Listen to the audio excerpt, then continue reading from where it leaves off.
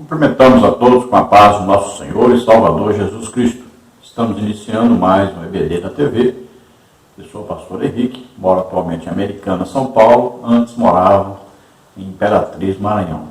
Se você deseja nos convidar para estarmos aí, entre em contato conosco. Meu telefone ainda é o mesmo, DDD 99 do Maranhão. E o telefone 991520454. O telefone da minha esposa, irmã Édia, DDD de Americana, 19, e o telefone 98448-2187. Lembrando que o Espírito Santo me concedeu dons de curar, e nós oramos, e são muitas pessoas curadas sempre que nós ministramos. Se você deseja nos ajudar, já estou há mais de 6 anos desempregado, ainda não sou aposentado, então entre em contato conosco ou envie qualquer quantia para uma dessas contas. Aí você vê a Caixa Econômica, o Bradesco e Banco do Brasil. Banco do Brasil, o nome da minha esposa é Edna Maria Cruz Silva. O meu Pix, você vê aí, meu CPF 331-957-81620, que é do Banco Bradesco, lá de Imperatriz. Quero te pedir que dê um like aí, se inscreva no nosso canal, para que você receba os vídeos. Passe o link desses vídeos para outras pessoas aí, para poder divulgar o nosso trabalho.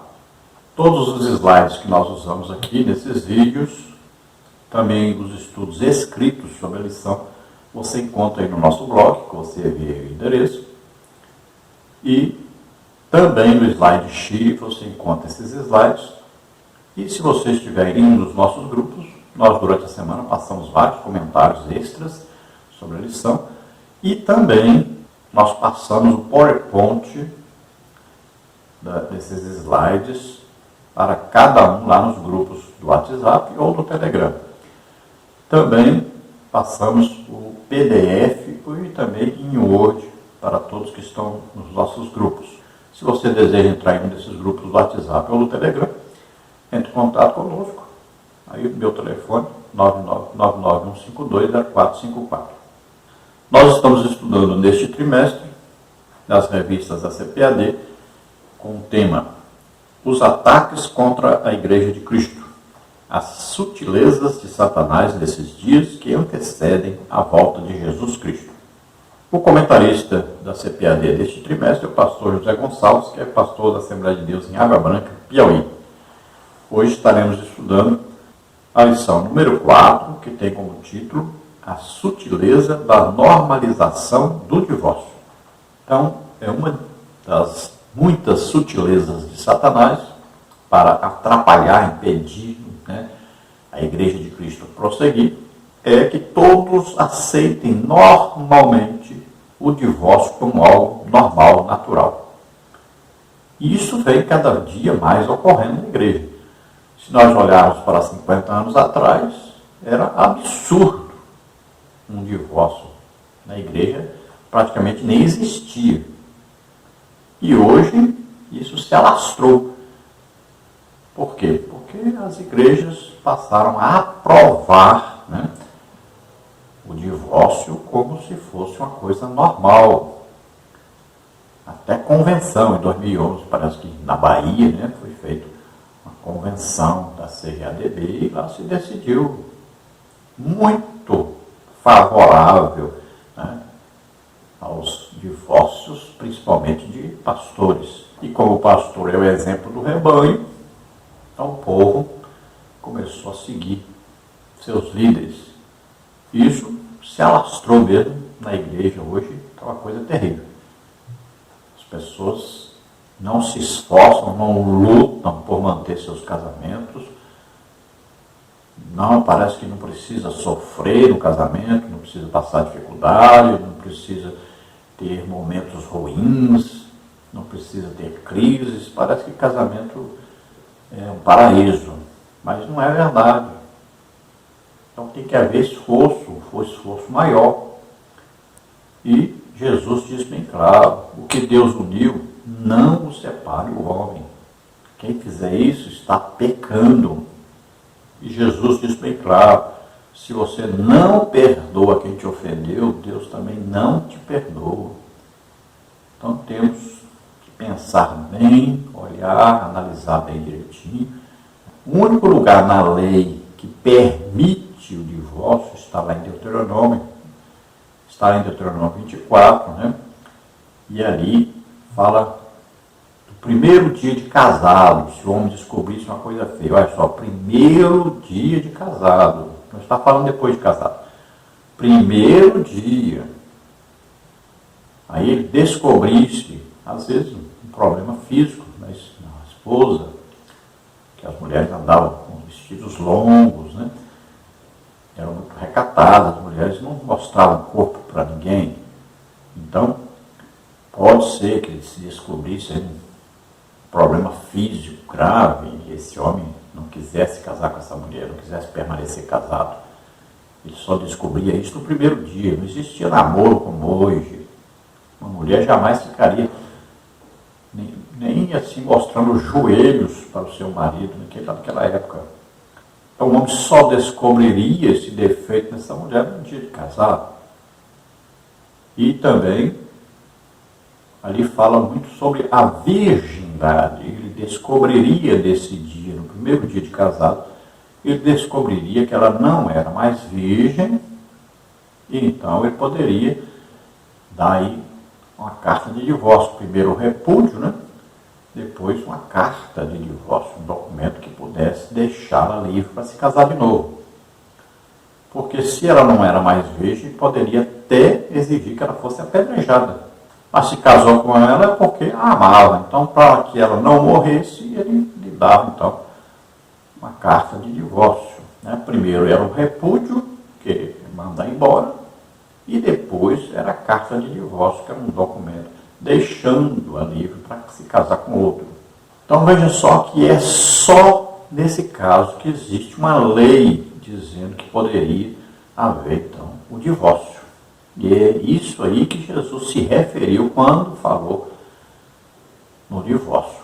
A única possibilidade. E Jesus falou sobre porneia aí, mas porneia significando prostituição. Por quê? Esta mulher, antes de se casar, ela prostituiu. Olha, depois de casado, não é mais a relação ilícita, não é mais prostituição, agora é adultério. Então, no dia de casar, e ali ela descobriu, no primeiro relacionamento, descobriu que ela não é mais virgem, quer dizer que ela estava em prostituição antes. Então, a porneia aí significando isso, que ela não era mais virgem. Então, ele se separava dela nesse primeiro dia de casar. Então, nessa lição, nós vamos ver os seguintes tópicos e subtópicos. Então, nesta lição, nós vamos ver os seguintes tópicos e subtópicos. No tópico 1, o divórcio no contexto bíblico. Subtópico 1, o divórcio no contexto do Antigo Testamento. Subtópico 2, o divórcio no contexto do Novo Testamento. Tópico 2, a sutileza da normalização do divórcio. Subtópico 1, o divórcio no seu aspecto legal. Subtópico 2, o divórcio no seu aspecto moral. No tópico 3, nós temos o divórcio e a prática pastoral. Subtópico 1, a pessoa do divorciado. Subtópico 2, o divorciado como cristão. Então vamos ver aí o divórcio no Antigo e no Novo Testamento. Vamos ver aí a tentativa de Satanás de colocar o divórcio como normal. E vamos ver aí o divórcio na igreja. Vamos ver o texto áureo, que está em Mateus 19,6, que diz: assim não são mais dois, mas uma só carne. Portanto, o que Deus ajuntou, não separe o homem. Então veja que no casamento há uma junção, uma união entre o casal, se torna um só perante Deus. E qualquer casamento, tanto faz numa igreja evangélica, como qualquer outro casamento em qualquer outro lugar. Deus é testemunha desse casamento, e o casamento é reconhecido por Deus. Então, se houver qualquer relacionamento físico, sexual, fora desse casamento, é considerado adultério perante Deus. Não importa onde você casou, em que religião você casou. E a ordem de Deus é essa aí. Que Deus uniu, não separe o homem. E só existe uma maneira de separar o casamento. Né? Está escrito na palavra de Deus. Paulo, que se o marido ou a esposa morrerem, então está desfeito esse casamento. É a única maneira que existe na Bíblia de se desfazer o casamento. porque o divórcio não desfaz casamento. Veja bem, ele legaliza uma separação entre os dois. Mas perante Deus, esses dois estão casados e só o casamento acaba após a morte de um dos dois. Verdade prática. O padrão bíblico para o casamento é que ele seja heterossexual, monogâmico e indissolúvel. Então veja, casamento heterossexual quer dizer o quê? Um homem e uma mulher. Isso é o plano de Deus. É assim que Deus instituiu. Adão se casou com Eva. Não foram dois Adãos, nem duas Evas. Não foi também nenhum Adão com Ivo. Né? Então, veja bem, um homem e uma mulher. É monogâmico, que é exatamente isso, um homem e uma mulher. Não são dois homens e uma mulher, nem duas mulheres e um homem. É sempre um unido ao outro, o macho e a fêmea. Duas pessoas, o homem e a mulher. E indissolúvel quer dizer que não tem como separar esses dois após o casamento. O casamento é indissolúvel. Lembrando de novo, o divórcio não acaba o casamento. Legalmente estarão separados, mas perante Deus eles estão casados. Lembre-se sempre disso, isso vai evitar problema. Vamos à leitura bíblica em classe, que está em Mateus 19, de 1 a 9. E aconteceu o quê? Concluindo Jesus esses discursos, saiu da Galiléia e dirigiu-se aos confins da Judéia, além do Jordão. E seguiram-no muitas gentes e curou-as ali.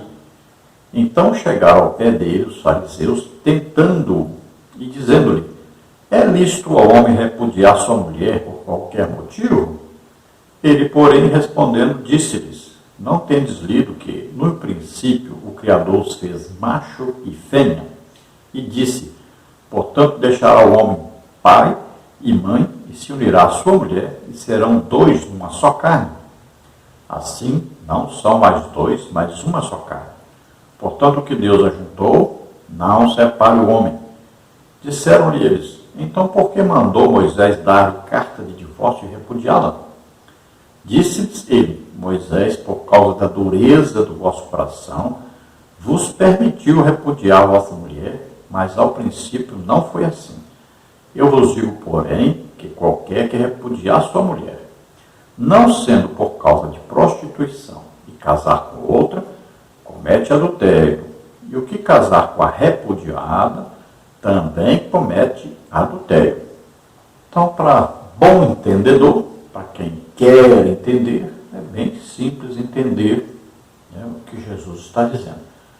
Então, Jesus diz que só tem a possibilidade do divórcio se no primeiro dia de casado se descobrisse, então, que a mulher não era mais virgem, né? Então o homem se separava dessa mulher.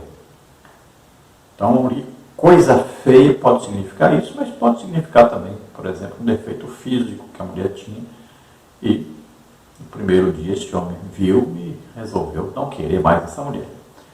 Então, veja só que a possibilidade é esse primeiro dia. Então, Jesus está falando sobre isso. Então, a não ser por causa de prostituição, é exatamente isso. Que a mulher estava em prostituição antes de se casar. Porque ela era solteira, então é prostituição. Então, Jesus está se referindo na lei. E no único lugar na lei que se diz que pode se divorciar, é aí, Deuteronômio, falando exatamente do primeiro dia de casado.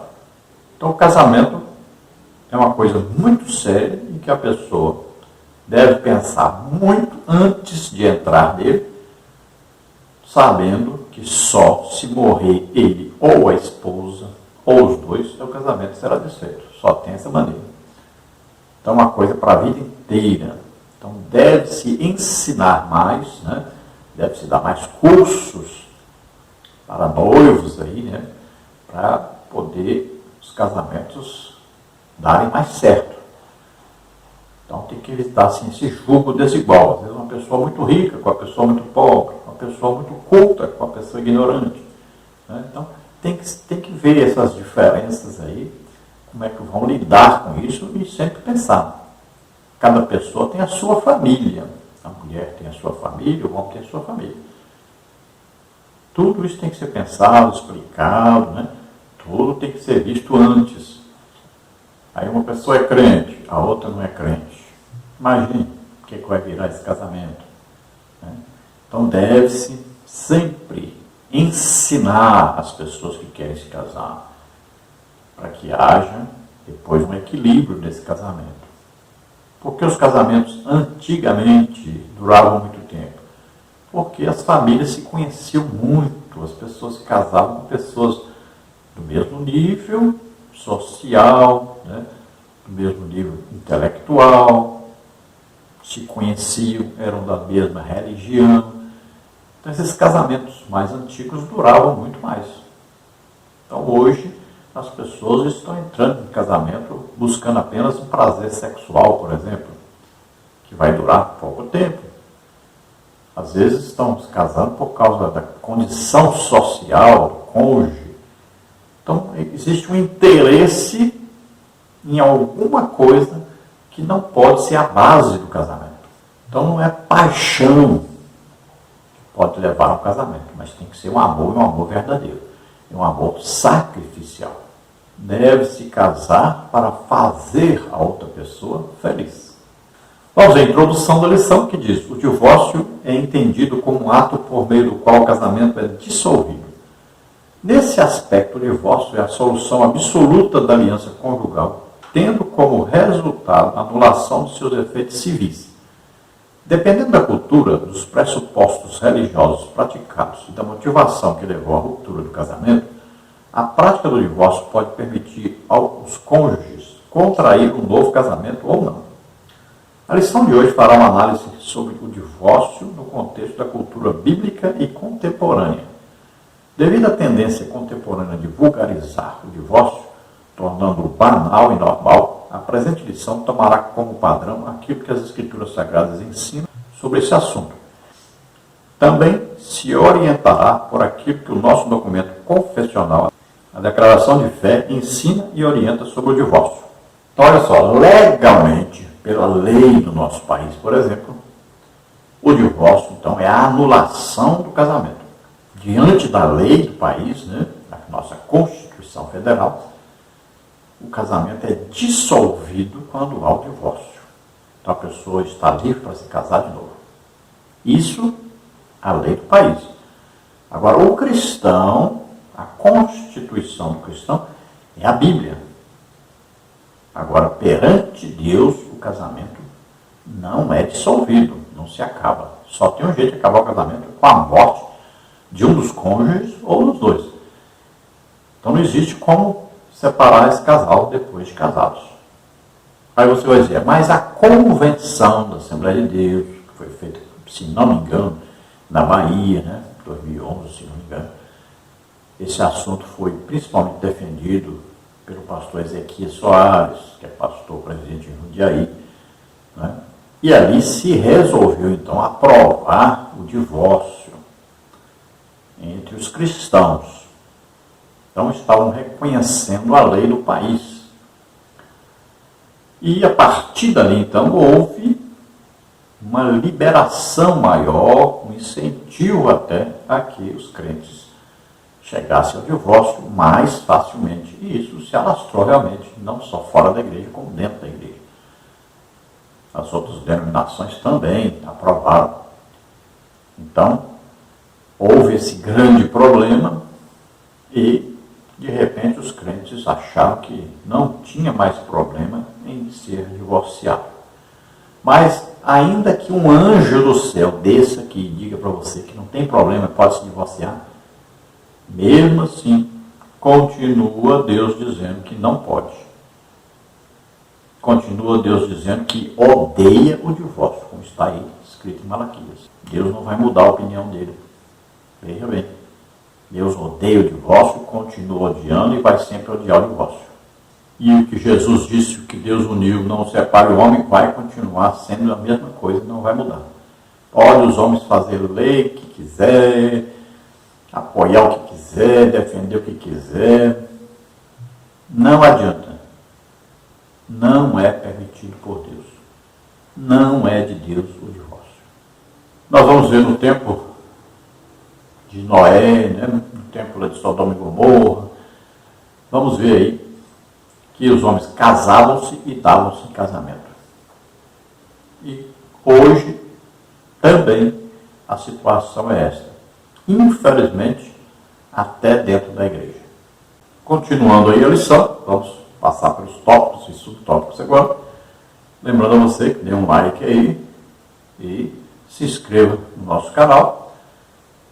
Lembrando que todos os slides e os estudos escritos, né, estão aí no nosso blog. E também você, se estiver inscrito em um dos nossos grupos, você recebe material durante a semana. Depois vai receber aí PowerPoint, né, Word, edição escrita e PDF também. Tudo você vai recebendo durante a semana. Se inscreva aí ou entre em contato conosco no meu telefone 99991520454 e eu coloco você em um dos nossos grupos. Para nos ajudar, você vê aí meu Pix 331-957-81620. Vamos então continuar a nossa lição. Tópico 1, o divórcio no contexto bíblico. Vamos ver subtópico 1, o divórcio no contexto do Antigo Testamento, subtópico 2, o divórcio no contexto do Novo Testamento. Vamos então ao divórcio no contexto bíblico, subtópico 1, o divórcio no contexto do Antigo Testamento. Na Antiga Aliança, o plano de Deus para a raça humana é que o casamento fosse monogâmico e vitalício, Gênesis 1, 27 e 28, 2, 22 a 25. O profeta Malaquias afirmou que Deus odeia o divórcio, Malaquias 2,16. Contudo, em certos casos, o divórcio era previsto e em outros aparece como uma permissão, Deuteronômio 24, de 1 a 4. Em Deuteronômio 24, de 1 a 4, o texto afirma que uma das condições para o divórcio era o marido encontrar coisa feia na esposa. A expressão hebraica Etidabá, traduzida como coisa feia, possui o sentido de nudez ou coisa vergonhosa. O texto não especifica o que significa essa expressão. Isso deu margem para uma série de debates pelas escolas rabínicas que a interpretavam de diferentes modos. No entanto, fica claro que não se tratava do adultério, que no tempo de Moisés era punido com a morte. Deuteronômio 22, 22. Fica claro também que após o divórcio a mulher poderia se casar com outro homem, e que nesse caso ela não estaria cometendo adultério. Em outras palavras, em tal circunstância, o seu segundo casamento era legítimo, mas seu primeiro marido, de quem ela havia se divorciado, não poderia se casar novamente com ela. Então veja que no contexto do Antigo Testamento só tem uma possibilidade do casamento ser desfeito. E isso era o quê? No primeiro dia de casado. Se achava coisa feia na mulher. Então nós podemos entender, ou era um defeito físico, ou a mulher não era mais virgem. Veja bem, se ela não era mais virgem, esse homem então a repudiava, depois dava carta de divórcio, para que ela não morresse apedrejada, né, porque ele a amava, mas não queria se casar com ela. Então, ele dava essa carta e ela poderia se casar com outro homem, ficava livre para se casar com outro homem. Veja bem. Então, olha só, divorciada e se casou de novo. Mas, como é que foi esse divórcio? Primeiro dia de casado. Então, não havia nenhum apoio para divórcio no Antigo Testamento, nenhuma lei apoiando divórcio, a não ser só nessa condição aí. Vamos ver Deuteronômio 24 para você entender. Olha aí. Quando um homem tomar uma mulher e se casar com ela, então será que, se não achar graça em seus olhos, por nela achar coisa feia, ele lhe fará escrito de repúdio e lhe o dará na sua mão e a despedirá da sua casa.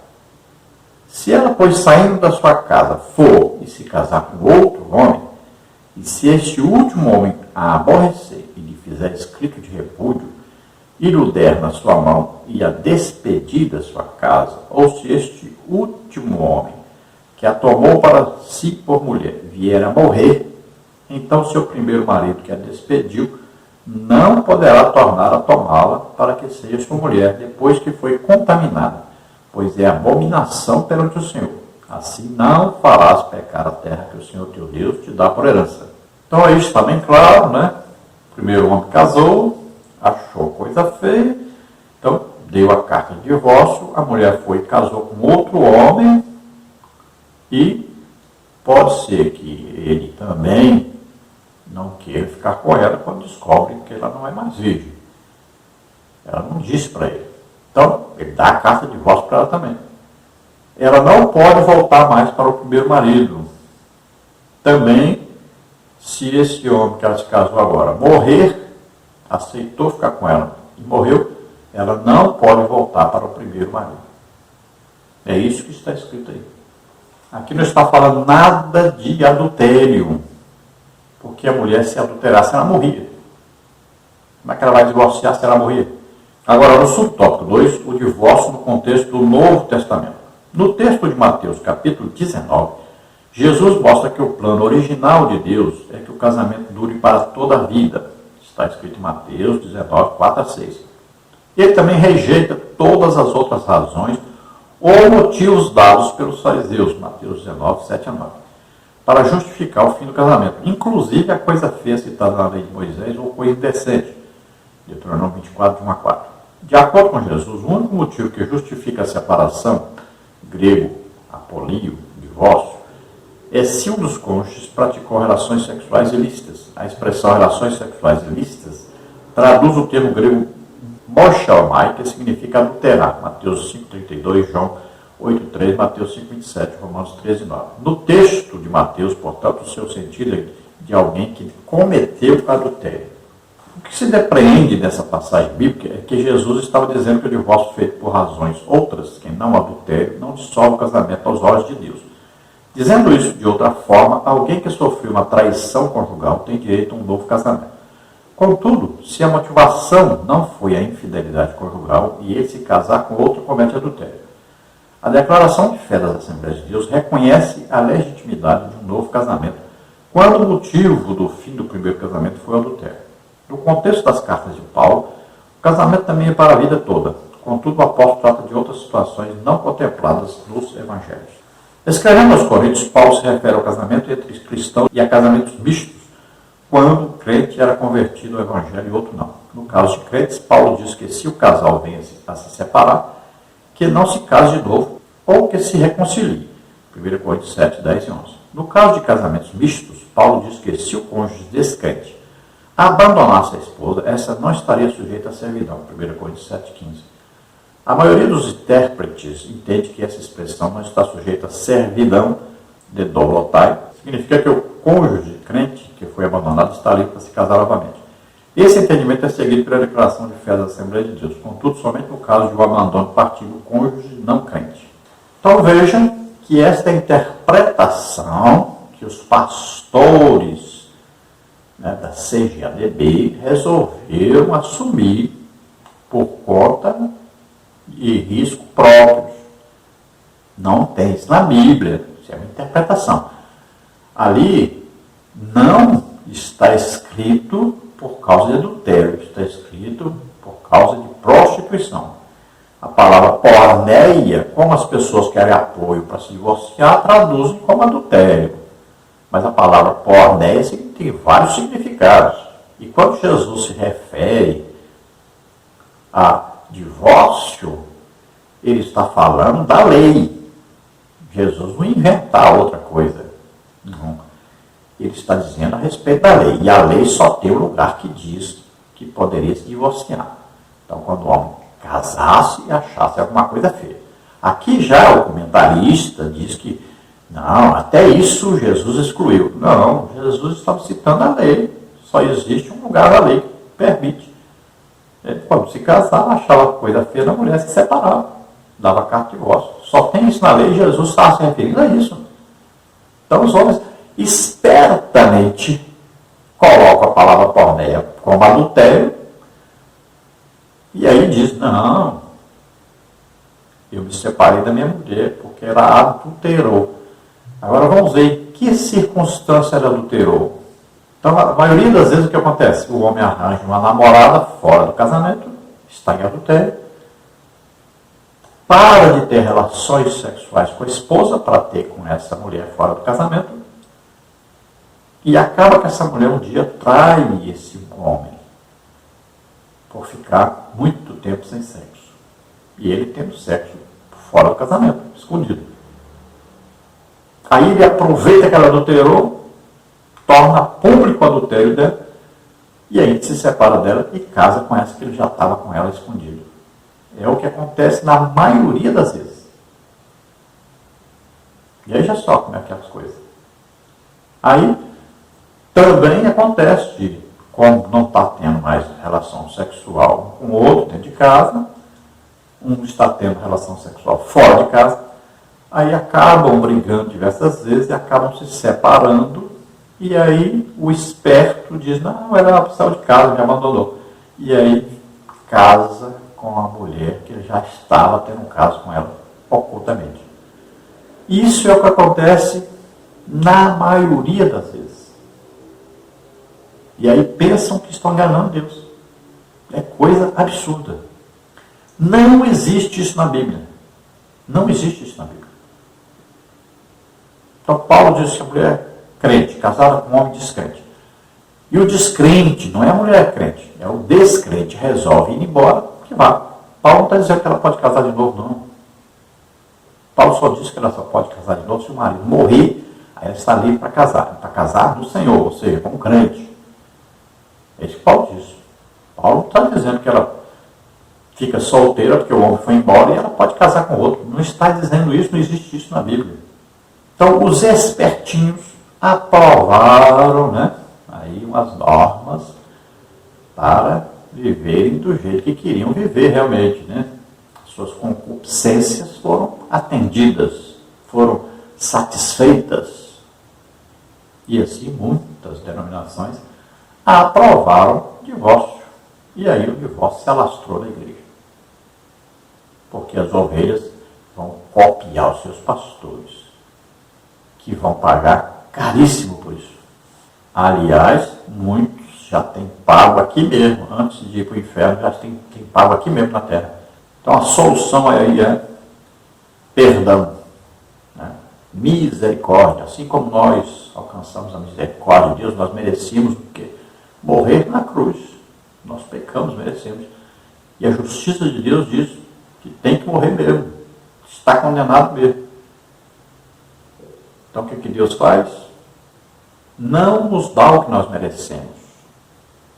Veja só. E o que nós não merecemos, que é a salvação, o perdão, Ele nos dá. Pela graça de Deus, Jesus morrendo em nosso lugar. Então veja só. A justiça de Deus foi aplicada sobre Jesus. O castigo foi sobre Jesus, que ficou em nosso lugar. Ele pegou o meu castigo sobre ele. Que ensina Jesus a amar, perdoar. E diz bem claro, se você não perdoa quem te ofendeu, Deus também não te perdoa. Então a solução aí é perdão, é amor, é misericórdia, é graça, né? Esta é a solução. Vamos agora ao tópico 2, a sutileza da normalização do divórcio. Subtópico 1, o divórcio no seu aspecto legal. Subtópico 2, o divórcio no seu aspecto moral. Então, tópico 1, o divórcio no seu aspecto legal. A legislação brasileira já foi muito mais rígida com respeito ao divórcio. Contudo, nas últimas décadas, as razões que justificam o divórcio podem ser várias. A partir da Constituição de 1988, passou-se a permitir divorciar-se e recasar quantas vezes fosse preciso. No aspecto legal da legislação brasileira, é muito fácil alguém se divorciar e se casar novamente. Então veja que no passado, uma pessoa divorciada era coisa que ofendia a sociedade. Era coisa absurda. Fora da igreja era absurdo, imagine dentro da igreja. Então o divórcio nunca foi bem visto. O divórcio também nunca foi solução para se consertar a vida de duas pessoas. Nunca foi e nunca será. Pelo contrário, vai destruir uma família inteira. Vai causar sofrimento na família inteira e até morrerem. Então, o divórcio foi como a maioria dos políticos chegavam, por exemplo, estavam morando no interior, aí ganhavam uma eleição para deputado estadual, ia para a capital, deixava a esposa no interior, arranjava outra mulher lá. Deputado federal, aí ia para Brasília, deixava a esposa lá nos seus estados. Né? Aí vai, senadores e tal. Com isso, arrumavam suas esposas, aí se separavam, divorciavam-se das mulheres, das esposas legítimas, e se casavam de novo. Então foi fácil fazer uma lei para provar isso. Né? Liberaram tudo. Embora se dissessem, por exemplo, católicos romanos, né? E a igreja católica romana não permitia, mesmo assim fizeram a lei e pronto, está permitido. É fácil para os homens fazerem leis que apoiem seus pecados. E aí está liberado. Então fizeram, em 1988, na Constituição, fizeram constar, então, o divórcio aceito legalmente como separação de casais. E poderiam se casar quantas vezes quisessem. Casa, divorcia, casa de novo, divorcia. Está do mesmo jeito lá do tempo de Noé e do mesmo jeito de Sodoma e Gomorra. Casos se dão-se em casamento e separa, e casa de novo, separa, casa de novo. E igual fazem esses atores, né, de novelas aí, esses atores de filmes, né? Mesma coisa. Só casando, descasando, casa de novo, descasa de novo, e vai assim. E como eles são um espelho para muitos, né? Porque as pessoas idolatram essas pessoas que vivem de qualquer maneira, aí vão imitar também essas pessoas. Tópico 2, o divórcio no seu aspecto moral. Além do aspecto legal do divórcio, como cristãos necessitamos saber do seu aspecto moral. Para um descrente, qualquer razão ou motivo justifica a prática do divórcio e um novo casamento. Como Deuteronômio 24, de 1 a 4. Mas o cristão deve perguntar se isso é moral. O Estado garante o seu aspecto legal, contudo a Escritura define seu aspecto moral, Mateus 19, 4 a 6. Trocar a esposa por uma mais jovem ou abandonar o marido por um mais rico e famoso são práticas normais no mundo e que contam com o amparo legal do Estado. Contudo, isso é moral para o cristão? O crente pode fazer isso? No caso de pastores, além do aspecto legal, deve-se levar em conta, sobretudo, o aspecto moral do divórcio, Malaquias 2,15. Alguns se divorciam, mas nunca deveriam ter feito, Malaquias 2,16. Há um preço alto para se pagar. Aqueles que arriscam a desobedecer a palavra de Deus, forçosamente terminam machucados. Então, vimos aí um aspecto legal, a Constituição apoia, e também as convenções das igrejas apoiam. Então, parece que está tudo bem, está tudo liberado. Agora vamos ver o aspecto moral da coisa. Então nós vemos um mundo aí que as pessoas casam e descasam à vontade. Né? Se casam por sexo ou por interesse financeiro, ou interesse social, uma posição social, ou querem uma pessoa mais jovem, né? E aí vão, casam, descasam. Agora, moralmente, um crente pode fazer isso? É claro que não. É evidente que não. Não tem apoio nenhum. Nem apoio da igreja pode ter e nem apoio de Deus tem. O principal é o apoio de Deus que não tem. Não adianta. Você pode ter milhões de homens que te apoiam, mas Deus não te apoia nisso. Agora, no caso dos crentes, principalmente os líderes, né, os pastores. Imagine um pastor dando curso para casais, pregando para casais, pregando para a família. Imagine. Ele mostrando pela sua própria vida que ele não foi capaz de ter uma família. E a Bíblia fala para colocar no ministério só quem tem uma família exemplar. Né? Filhos obedientes a seus pais, submissos. A esposa obedece ao seu marido, o esposo ama a sua esposa. Se não fosse, não serve para o ministério. Mas, infelizmente, não é o que nós temos visto. Mas está lá na palavra de Deus. Então, moralmente, o divórcio é escandaloso. O divórcio é excludente. O divórcio é coisa satânica. O preço a pagar é altíssimo. É a destruição de uma família. Não só a destruição financeira, mas a destruição também espiritual da família, a destruição moral de uma família, é a quebra de compromisso, é a quebra do amor, quebra de aliança, principalmente com Deus, que foi testemunha desse casamento.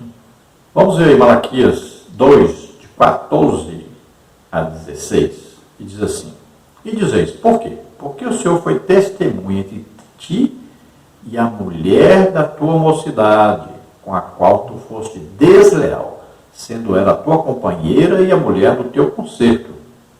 E não fez ele somente um sobejando-lhe o espírito? E por que somente um? Ele buscava a semente de piedosos, portanto guardai-os em vosso espírito, e ninguém seja desleal para com a mulher da sua mocidade.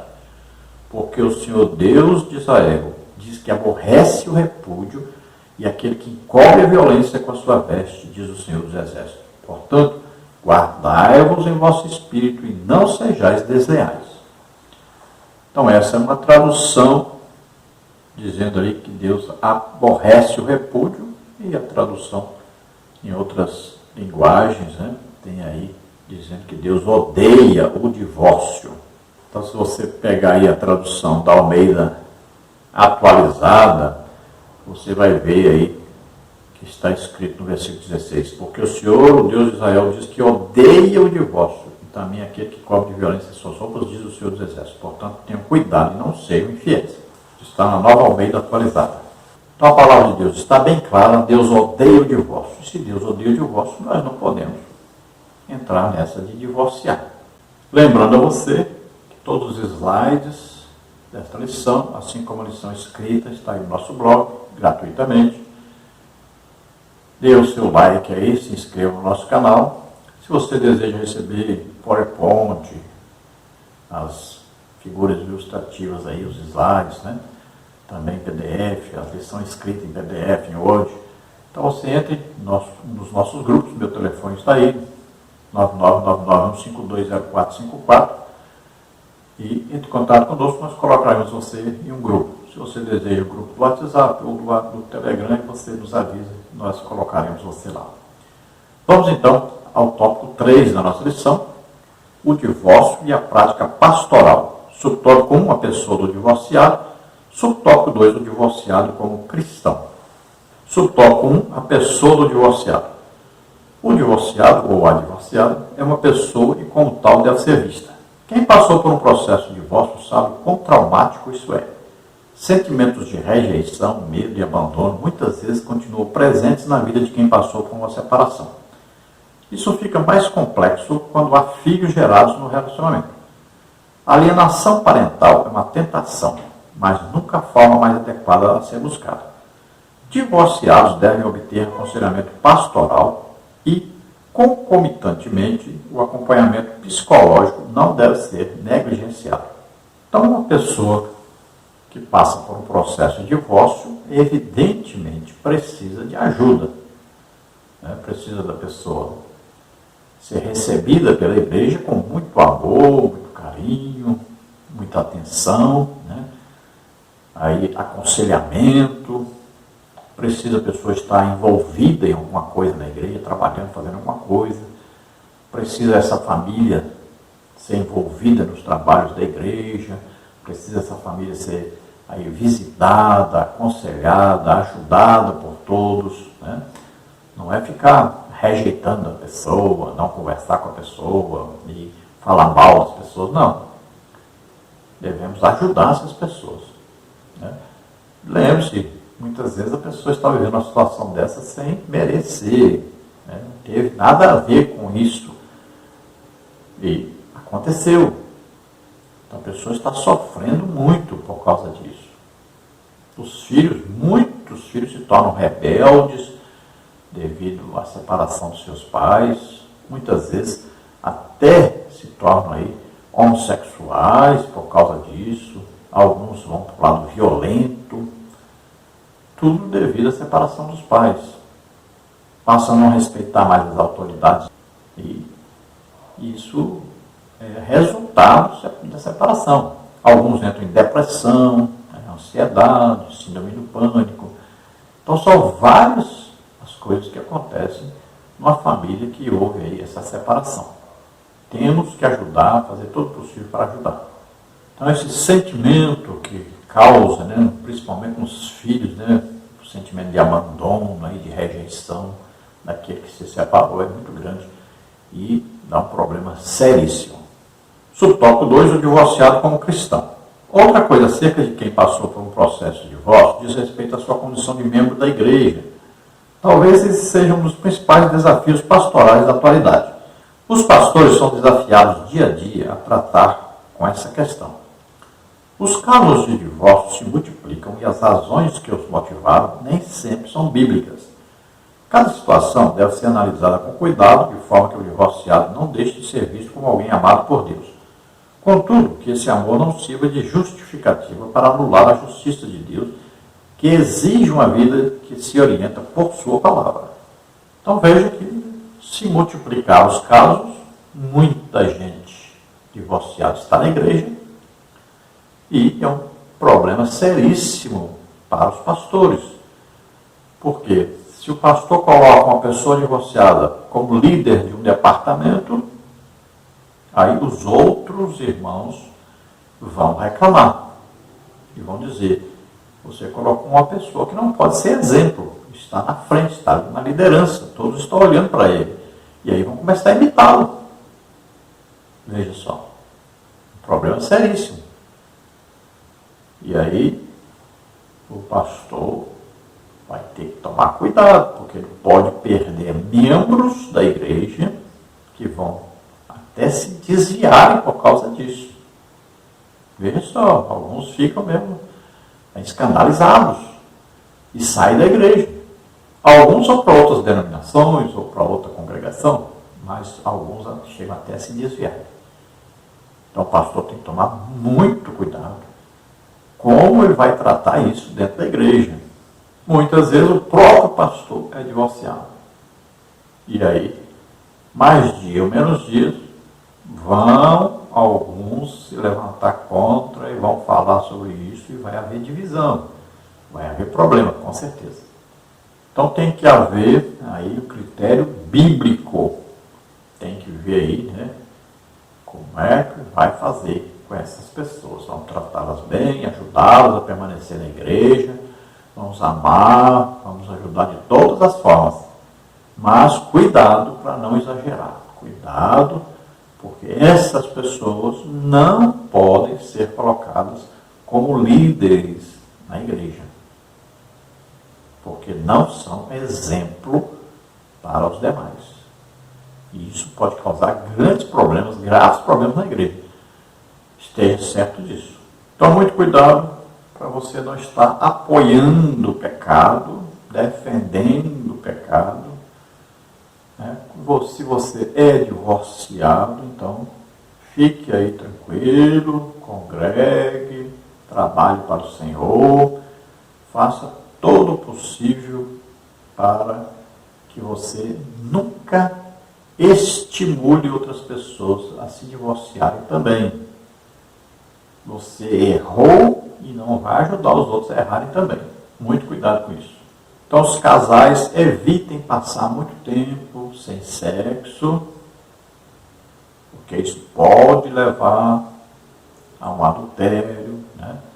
E aí vão se aproveitar da lei do país e além das leis inventadas pelos homens dentro da própria igreja. E aí vai haver divórcio.